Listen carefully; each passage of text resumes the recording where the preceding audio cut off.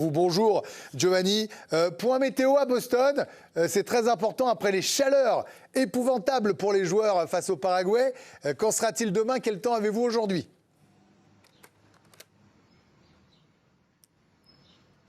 Bonjour Greg, bonjour à tous. Écoutez, on a eu 2 jours de pluie ici à Boston. Hier, les Bleus se sont entraînés sous la pluie. Il y a une petite vidéo d'ailleurs filmée par la Fédération française de football avec Adrien Rabiot qui dit on préfère ce temps-là. Et aujourd'hui, c'est le retour du soleil mais avec beaucoup d'air, donc c'est très agréable. Bon, parfait.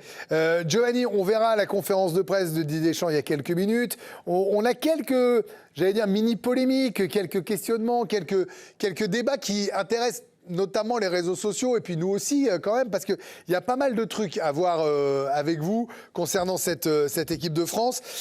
Si on reprend les choses une par une, après le Paraguay, il y a eu des insultes racistes, il y a eu beaucoup de débats, il y a eu des prises de bec avec même une sénatrice. Où est-ce qu'on en est de ça, de ce point précis ?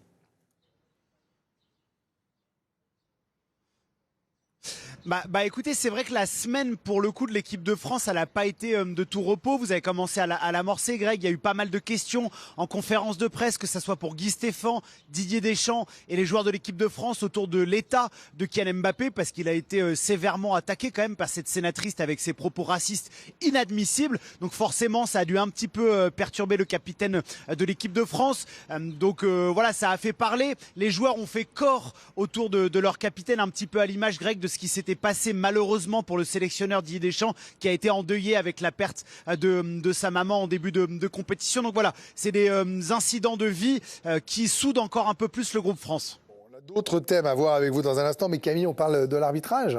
Oui, ne comptez pas sur les Bleus pour créer une nouvelle polémique. Si les Argentins en ont fait des caisses avec la nomination de François Le Texier, le groupe France ne se focalise pas sur la nationalité de l'arbitre de demain soir, Facundo Telo, qui est argentin. Il a déjà tenu cette place 4 ans plus tôt, déjà pour un match du Maroc. Et pourtant, ça avait fait un petit peu polémique puisque le Portugal avait à l'époque réclamé un penalty. Il avait d'ailleurs eu une mauvaise note dans notre journal, 4/10.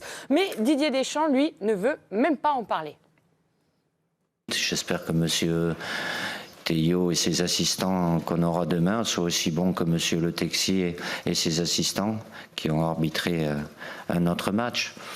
L'adversaire, c'est le Maroc. Je ne vais pas considérer l'arbitre comme un adversaire. Bien au contraire, il est là pour faire en sorte d'appliquer le plus justement possible les lois du jeu. Et après la prestation désastreuse de Tantachev contre le Paraguay, hier encore, Upamecano ne voulait pas rentrer dans une polémique. Je vais pas me concentrer sur qui va être l'arbitre. C'est pas... J'ai jamais fait ça et on n'a jamais fait ça aussi. Donc on va se concentrer sur le Maroc et ce qu'on veut faire, c'est gagner ce match. C'est tout ce qui nous importe. Épreuve encore de la sérénité de l'équipe de France et de tout le groupe par rapport à ça. C'est vrai quand même, je trouve qu'il y en a beaucoup de faits, Vicage Dorasso, sur l'arbitrage. Bon, c'est vrai que M. Tantachev était catastrophique contre le Paraguay. C'est-à-dire que même vous, je vous avais cité en exemple, même si c'était vos 2-3 jours de break, vous disiez souvent au foot, on peut se qualifier et gagner en ne jouant pas. Mais là, même vous, quand on s'est vu, vous m'avez dit non, là c'était trop. Là, c'était pas possible et l'arbitre aurait dû sanctionner. Ils auraient pu aussi bien défendre, aussi bien jouer bloc bas, bloquer les espaces, sans pour autant mettre des coups de poing, des coups de coude et des choses qui étaient inutiles par rapport à ce qu'ils voulaient proposer. Donc, ils sont allés un peu trop loin. Sur l'arbitrage, vous comprenez les Français qui... Parce que là, les Argentins, ils en ont fait des caisses sur M. Le Texier, mais vous auriez vu, c'était une des journaux, c'était incroyable. Avant le match. Avant le match. Ouais. Alors là, maintenant, c'est les Égyptiens qui en font des tonnes. Et alors que quand on voit très objectivement, on pourra parler des heures, moi, je trouve que les équipes doivent assumer leur score. Mais là, la nomination d'un Argentin... Moi, j'étais un joueur qui se plaignait jamais de l'arbitre. Voilà. Et j'espère être un entraîneur qui se plaindra jamais de l'arbitre, qui n'en parlera jamais. Je vois Luis Enrique, il n'en parle jamais. Deschamps, j'ai l'impression qu'il en parle très peu. C'est gonflant quand même. Après, les Argentins, ils ont bien fait peut-être de mettre la pression, parce que sur le penalty... Est-ce que ça influence ou pas? J'en sais rien. Je ne crois pas, moi. Pourquoi c'est un top mondial, il ne va pas être influencé. Oui, il le siffle déjà pour l'Argentine. Bon, il y avait faute. Après, il annule un but égyptien, il y avait faute au départ, on a tous vu le ralenti. Non, mais bon, je ne sais pas. Je n'ai pas l'impression qu'il y ait un vol ouvert. À chaque fois qu'une équipe perd, elle dit qu'il y a du vol. Par contre, pour le coup, le débat sur l'arbitrage, juste pour faire une toute petite parenthèse autour de l'Argentine et de l'Égypte, ne repose pas foncièrement sur ce qu'il a sifflé, mais sur ce qu'il n'a pas sifflé. En l'occurrence, j'ai vu les requêtes des On en parlera dans la manquable Coupe du Monde, voilà, ça, par rapport à ça. Les Égyptiens, c'est oui, surtout mais le but argentin après, alors qu'ils ont eu une faute au départ de l'action. Non, vous dites qu'il y a eu faute. Lui dit qu'il n'y a pas eu faute. Non, il n'y a pas eu de consultation de la VAR. Non, oui, mais parce qu'il n'y a pas eu de faute. Alors que la VAR était immédiate. considéré comme erreur Parce qu'on considère qu'il n'y a pas eu erreur manifeste. Oui, Mais la VAR est toujours consultée, en fait. Elle est toujours. C'est juste qu'ils disent qu'il n'y a pas d'erreur manifeste. Mais les Égyptiens, il ferait mieux de se concentrer. Exactement. Ils mènent 2-0 à la 80e. Pardon. Non, mais ça, c'est simple. Il ferait mieux de se concentrer et de comprendre pourquoi, en un quart d'heure, ils ont pris 3 buts plutôt que sur le niveau de l'arbitre. Mais c'est valable pour toutes les équipes, en fait. Je trouve que c'est admirable ce que font les Bleus, là, de pas.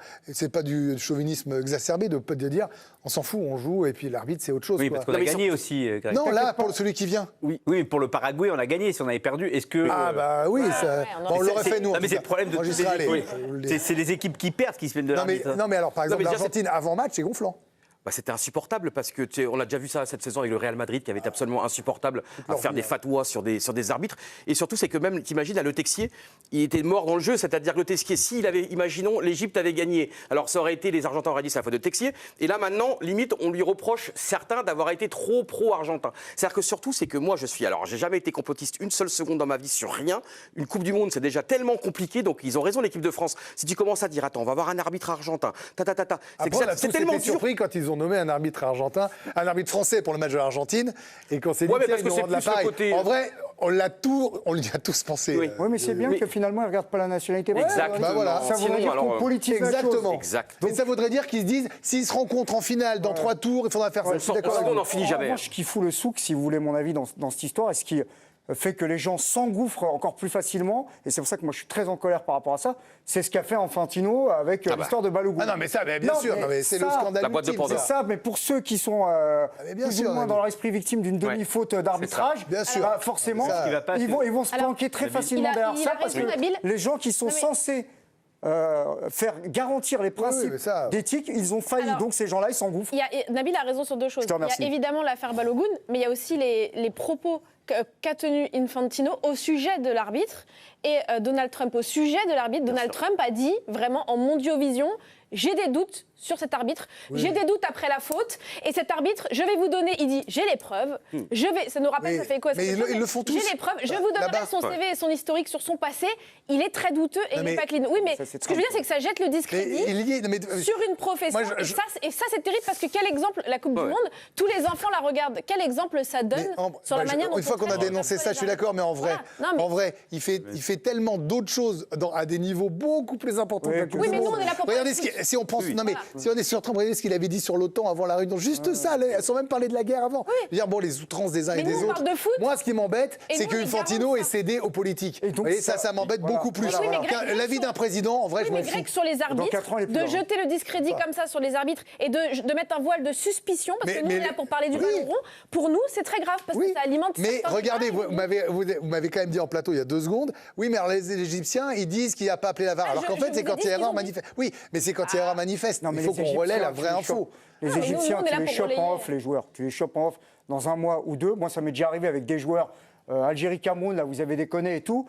Tout le monde était l'arbitre n'est pas bon. Et 2, 3 ou 6 mois plus tard, tu te retrouves en tête à tête avec eux. Ils te regardent droit dans les yeux. Ils te disent c'est nous qui avons merdé. 2-0, 80e, tu dois gagner. Indépendamment de ça, il y a autre chose. Donc là, ça rejoint tout ce que vous dites. C'est qu'on n'avait pas trop d'espoir, Giovanni, mais on s'était dit si Emmanuel Macron appelle, on ne sait pas. Michael Olise, il a toujours gardé son jaune, pris injustement contre le Paraguay. Ouais, je trouve que c'est quand même le vrai coup dur pour toutes les polémiques qu'il y a dans cet avant-match qui aura un impact réel et concret sur ce quart de finale face au Maroc. C'est le maintien du carton jaune de Michael Olise. On rappelle qu'il y a 3 Français, Bradley Barcola, Manu Koné et donc Michael Olise en cas de nouvel avertissement face au Maroc qui serait suspendu pour une éventuelle demi-finale à Dallas. Et là, pour le coup, c'est un carton jaune qui est totalement illogique, qui n'aurait pas dû être distribué. Il y a une forme d'injustice là-dedans. Et là, la FIFA, on ne sait pas pourquoi, n'a pas corrigé cette erreur. Giovanni, il y a un truc, c'est qu'on disait dans l'émission, c'est plus facile d'enlever un rouge. On trouve toujours un article planqué qu'un jaune sur Michael Olise. Ça veut dire, Vikash, que par exemple, il va devoir quand même se contrôler parce qu'il sait, quand il rentre sur le terrain, que si jamais il fait une bêtise, un tirage de maillot, un petit croche-pied d'énervement, il ne jouera pas la demi-finale si on a la chance d'y aller. Ouais, on se souvient de Gascogne qui prend un jaune et qui pleure en finissant le match en sachant qu'il ne jouerait pas la finale. Donc oui, il va falloir qu'il joue sans y penser parce qu'évidemment, il y a un match à jouer et il vaut mieux être suspendu et qualifié que pas être suspendu et pas qualifié parce qu'il n'aurait pas joué à fond le match. Vous avez dit c'est pas le seul, oui, on peut le rappeler aussi parce qu'il y en a 2 autres côté français, Barcola, Manu Koné, qui potentiellement vont être titulaires demain. Mais il y en a aussi un côté marocain et pas des moindres, déjà Halal qui joue en défense centrale aux côtés d'Issa Diop. Et puis Achraf Hakimi, lui aussi, il est sous le coup d'une suspension en cas de jaune. On rappelle la règle, c'est après les quarts de finale que les cartons sont remis à 0 pour protéger les joueurs pour les 2 derniers matchs.